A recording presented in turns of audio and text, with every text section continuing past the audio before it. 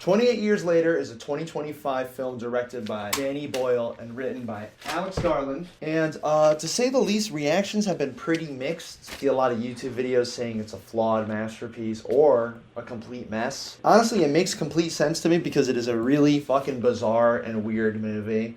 But that's kind of exactly why I love it. Not to mention, it's incredibly layered, not only in its script, but also in its style. There are already a lot of really great videos analyzing its weirdness and exploring its themes, but I wanted to dive into the details myself, or at least the stuff that I was really interested in. As someone interested in writing and filmmaking, I think that analyzing movies like this can be something we can all learn from. I'm starting with this one because it's still fresh in my mind, and also the sequel, 28 Years Later, The Boner Temple, is coming out today. I'm going to be making a follow-up immediately to see how correct I am, because a lot of what this video is about is my theories pertaining to what the sequel's themes will be and sort of what it'll be about, especially with the Jimmy character. I'm going to be talking about him a lot, even though in 28 Years Later he doesn't really have that big of a part, but obviously in the Bone Temple he's going to be a pretty important character. Another reason I really wanted to discuss this is that I've seen a lot of interpretations that I strongly disagree with, and honestly I would consider them really bad faith takes. I'm not going to call anyone out by name, but there are a lot of shallow takes on this movie on Letterboxd, my worst enemy. I don't want to discredit every interpretation because, you know, I'm interpreting it myself and you can feel free to disagree. But I think there are a lot of points worth clarifying or talking about. But first, I want to review the movie real quick because I'm also on Letterboxd.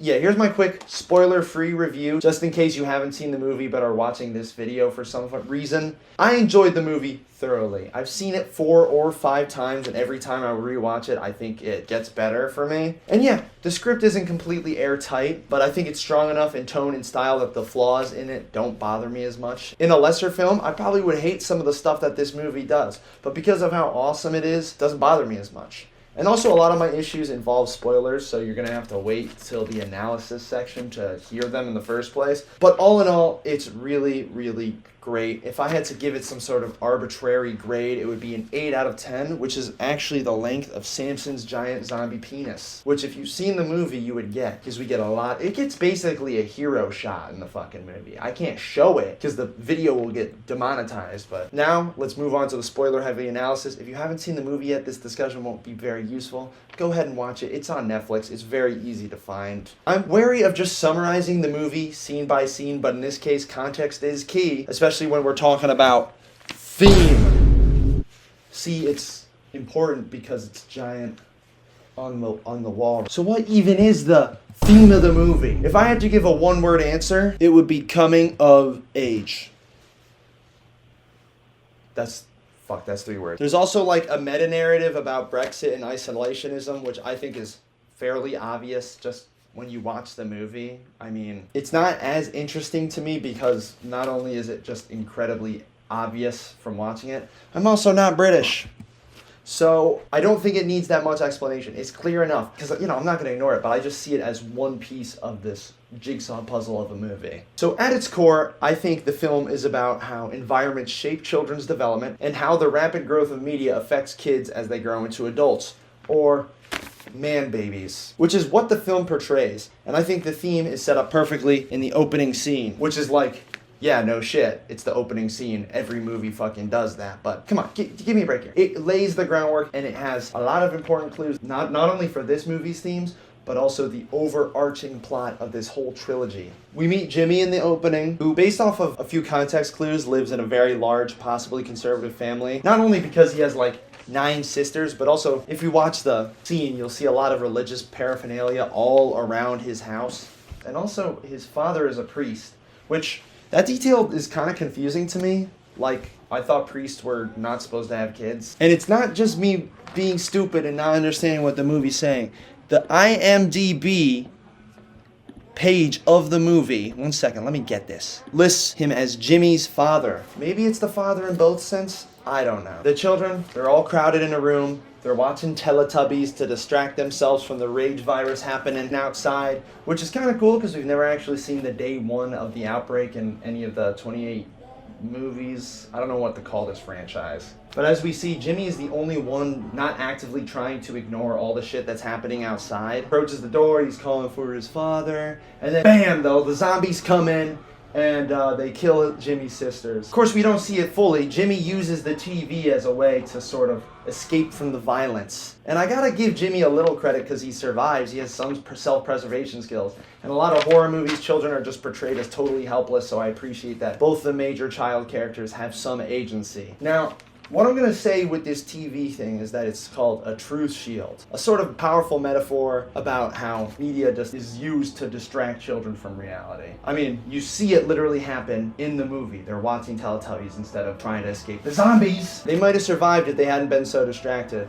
Also, we saw earlier there was a bit of a fractured lens effect, underscoring the shattering of Jimmy's life and family. There's a lot of depth, not only in the style, but in the script. So Jimmy runs to the church to find his father, who believes that this is the rapture. And we see the zombies come in, and he infects himself on purpose. Interestingly enough, a little detail I wanted to point out is that Jimmy's dad sort of protects him in a way. You see, he gets all infected, he's all scary and ugly, but he leads all the zombies out of the church, which helps Jimmy escape. Maybe this is an example of an early alpha, which we find out about later. You see him lead them out of the church right here, so yeah, maybe this is an early sign of an alpha. Or maybe I'm just filling in the plot hole with my theories, because that could be a plot hole too. So yeah, I have a feeling that Jimmy interprets this as a sign of God or from Satan, because we see the cross is dangling upside down, and that's the last thing we see in this opening scene. And in case you didn't know or haven't seen any of the Conjuring movies, the upside down cross, that means Satan, which is not good. Let's move on. We gotta keep going. Now, this next scene is a sort of montage of the island, and it underscores the isolationist themes. They're surviving, but resources are scarce. And we see our main guy, Spike. Now, you might call me crazy or schizo, but this scene where he picks up the Power Rangers toy and decides to put it back is actually 4D chess foreshadowing for what happens at the end of the movie. I swear to God, I know it seems a bit out there, but the Power Ranger is very, very important, and I'll prove it to you by the end of this video. Moving on. Another sign that resources aren't, as plentiful as they might want them to be is that Spike is completely shocked that he has bacon for breakfast, which I want to point out is not fucking bacon. It is just ham. Alex Garland, you can't fool me. I'm just kidding, let's move on. This film quickly establishes Spike's family dynamic. His dad is supportive and encouraging, while his mom is a little more volatile. I mean, look how she's introduced. With her freaking knocking all that stuff around. It's a great character introduction, for sure. I gotta say, the script is super efficient and effective, making you care about these characters, while also hinting at their flaws that'll be exposed later. It's genuinely very impressive writing, and I gotta give Alex Garland a thumb up for that. Moving on. Spike and Jamie's walk to the mainland, set to the Rudyard Kipling poem Boots, perfectly highlights the film's critique of media violence and its impact on children, but also is a scathing criticism on the British Empire, which I am not informed enough to be talking about. Just find a British YouTuber that's talking about it, they'll probably do a better job than me. I'm just more about the tone. I'm more of a tone guy. At first, the walk is pretty exciting. Everyone is giving Spike props, patting him on the back, giving him supplies, encouragement, but as soon as they leave the island, the mood shifts to being very, very scary. I mean, the way this scene is edited and shot and done is so effective. I love it. I can't show the whole thing or else YouTube will take down my house. It also has really good exposition in a place that it makes sense for exposition. We see these shots of 28 weeks later of the people getting shot by the snipers, but instead of Jeremy Renner, we see it's old footage of night. This is sort of commentary about how Britain sees themselves as like a chivalric state, and it was founded on a chivalric state, with kings and knights and shit. But also, a lot of that stuff was just made up legends by people who ate dirt. It's all just based on bullshit, which is very similar to what Spike learns about the world and all, his whole fucking arc. Yeah, you know what I'm talking about. But yeah, the little bits of dialogue between Spike and his dad are crucial. Spike says he doesn't want to be seen as a coward, and his father reassures him, but still emphasizes that he shouldn't be seen as a coward. He should emphasize his bravery, reinforcing the pressures that led to this isolationism and violence in the first place. And I think that will be doubly as important in the second film with Jimmy and his gang. Another really important scene for Spike's character is his first kill. As you can see, he kills the zombie. And something I want to point out that I think might be important in the sequel is that there seems to be some sort of familiar structure with these zombies. Those first two zombies were full-grown adults clearly in their kill, but this is a little one. I think it might be their kid. And I definitely think this next one that we see running up the hill is a kid, because in the movie, it makes the sounds of little kids playing. I think that's exactly what it's trying to get across. And we do know that because of what happens later in the movie, that they do procreate. I mean, There's not a pregnant zombie for no reason, and it wasn't put in the script for no reason either. I think getting into the infection and like how it even affects them down their primal instincts might be important in the sequel. Moving on to the scene with Spike and Jamie in the cabin. It's another important scene. Not only does it show Spike hesitating to violence because the thing is bound, it proves that he isn't the hardened man his father wants him to be. And it's also where we first see hints of Jimmy's return. The boy with the cross at the beginning. Ew, I can't show this on YouTube. This guy hanging upside down. I can't show the close-up because it's too gory for YouTube, but it says Jimmy down his chest. There's also an upside-down cross in that window. Coincidence? I think not. Now, to be honest, this whole section is really awesome. Can't talk about every little bit of it as much as I would like to, or else this video would be 4 hours long. Spike's dream sequence, the Alpha's introduction, the herd attack. The film balances style and clarity beautifully, making sure the audience can follow what's happening while still getting really wild with the camera movements and the editing. I think that's a tough task to handle.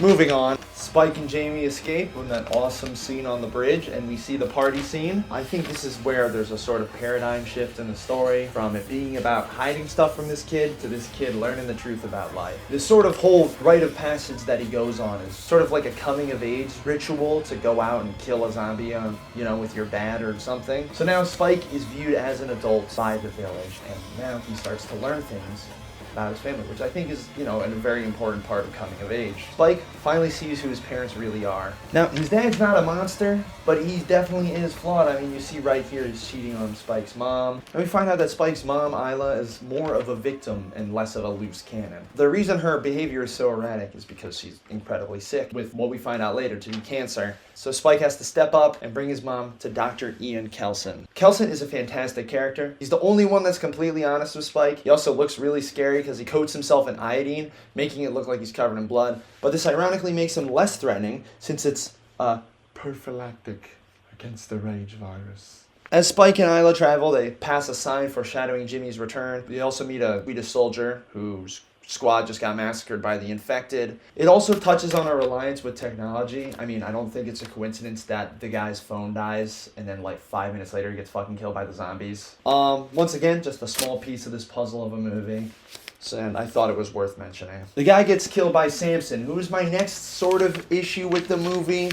I think the Alphas were really freaking cool in the first 40 to 50 minutes of the movie. They're legitimately very scary, and they have an incredible screen presence. They also summon birds like in Alan Wake. I don't know, maybe they'll touch upon that in the sequel too. But Samson only seems to appear when the plot needs him to, which feels a little cheap and undercuts his impact, especially after Dr. Kelson subdues him. I mean, every time he shows up in the second half of the film, it's when the plot needs to move forward, and so he just kind of comes in and does it. He saves them from the Swedish guy, then it helps them find Dr. Kelson, and then he comes back only after Spike's mom dies, spoilers, and to signal that Spike has to move on from this place and continue the story. I know that they're going to get deeper into his character in the sequel based off of the trailers, so I'm really excited to see what they do, and having a character that is a zombie in a zombie thing I think is almost unheard of. So I think it'll be cool to have an actual fleshed out character that is just a zombie. I think another thing that's important to mention is the baby. I'm not gonna show the scene of the baby being born because it's fucking gross, but it's important to mention because I think it ties in directly with the themes of coming of age and innocence and all that jazz, because despite being born from a zombie, the baby is seemingly a normal, not zombie baby. Of course, the characters chalk it up to the magic of the placenta. But the message is deeper. I think it emphasizes that when you're born, you're kind of a clean slate that's to be molded by the people around you. And I think a lot of what the next movie will be about is about Jimmy unpacking his childhood trauma and how it's turned him into the psychotic cult leader type thing. Now, I know I've been moving pretty fast throughout the movie. This is not meant to be a recap. You should just watch the movie yourself. But yeah, Spike's arc ends in the very heartbreaking scene where his mother dies and he has to carry her skull to the top of Skull Mountain. Something else I want to meet ride real quick is the soundtrack of this movie. Young Fathers is a band and they did the soundtrack, and I've not heard of them until this. I'm not gonna lie, it took a little bit of getting used to. I think sometimes there's a little too much lyricism in this soundtrack, but when the soundtrack hits, it really hits. This section, Remember Me, which I think has Jodie Comer singing in it, I think is really beautiful. I also really like Causeway. That's when they're crossing the bridge and the zombies chasing them. The music in that part's really cool. Moving on. Spike ends up returning the baby to the island to keep it safe, but he decides to strike out on its own. But the film's not quite over yet.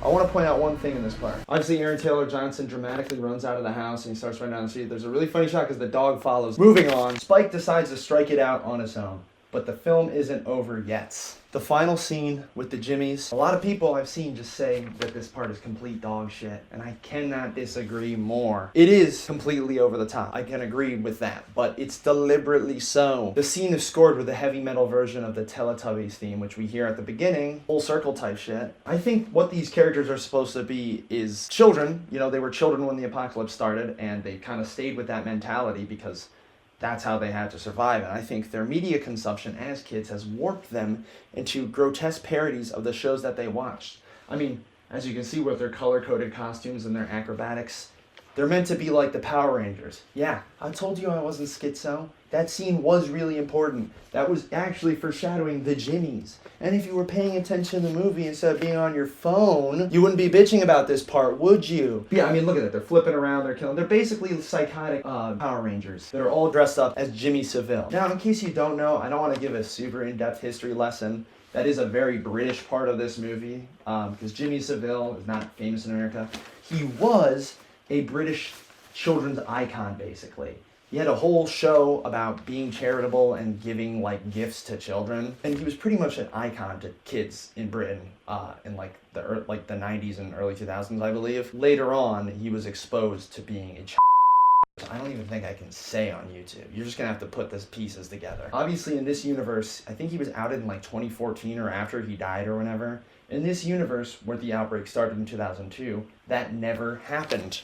So this Jimmy, who was a child when the apocalypse started, probably idolized Jimmy Savile. And these survivors are now revering an image that was always rotten underneath. It's a dark and inspired choice. This scene is really important and necessary because it connects the opening to the rest of the film, but also sets up the sequel, which as of now is out. I'm going to see it later today. I'm really excited. We'll see if any of my theories were right. But I wanted to get this analysis out because this first movie left a huge impression on me, and I've heard the second movie is awesome. It's getting great reviews, and a lot of people just seem to misunderstand the ending or just completely dismiss it without trying to dig deeper at all. I'm not claiming my interpretation is the only valid one or the correct one, but I kind of am also, so fuck you. But yeah, I think the film itself provides enough evidence to support my case, is all I'm saying. And I'm really, really excited for 28 Years Later, The Bone Temple, which is coming out soon. I'm sad Danny Boyle won't be directing, but Nia DaCosta, I'm not really sure how to say it, so I'm sorry if I say it wrong, is an incredibly talented director. And if you're thinking, isn't that the lady who made The Marvels, and wasn't that movie woke and awful? Yes, it was pretty bad, but being woke is not an actual problem with movies. You're just a fucking dumbass. And secondly, person I'm just making up for the sake of argument, that was not a Nia DaCosta film. That was a Marvel film. Do you think any directors have creative freedom? Chloe Zhao just made Hamnet, one of the best fucking movies of the year. And she also made The Eternals. Do you think that was her fault? Yeah, any of her other movies I think would be a much better example of her skill, and I'm confident she will do something very creative and thoughtful, but we'll simply have to wait and see in a couple hours when I go see it. So yeah, that's the end of this video. I hope you enjoyed it. I'm really passionate about movies, and if people like this, I love to talk about others. If you have any suggestions, even for movies that I don't even like, I would love to hear them and see if I can find something worth analyzing. That is all I have to say. I'll see you guys next time. Bye-bye.